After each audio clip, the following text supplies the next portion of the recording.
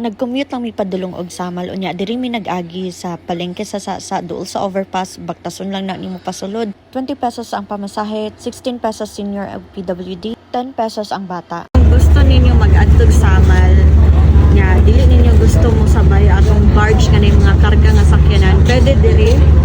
So tao lang ang karga diri sa Davsam Port gihapon ang unloading ani. Dali adto ta diri sa Hamogaway Beach Resort.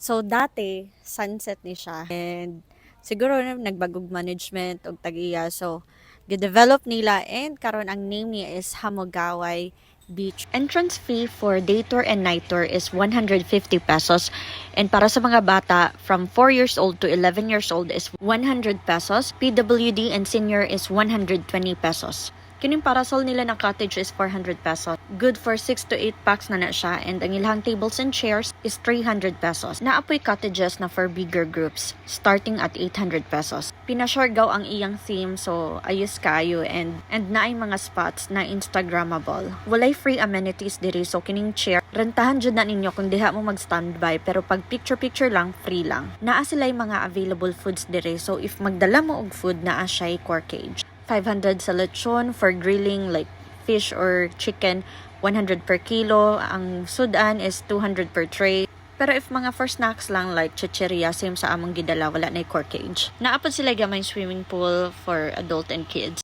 Kung gusto ninyo quick dip, bagay kayo diri. Ayos kayo, tungod kay doon lang kaayo siya sa port. Like mga 2 to 3 minutes lang jud.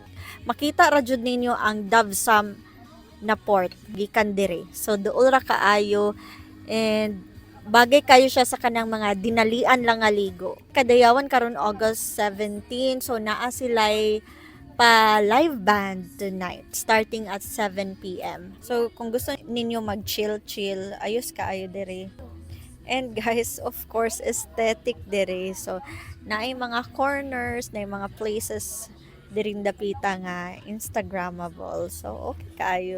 So, kana lang guys. Thank you for watching. Bye!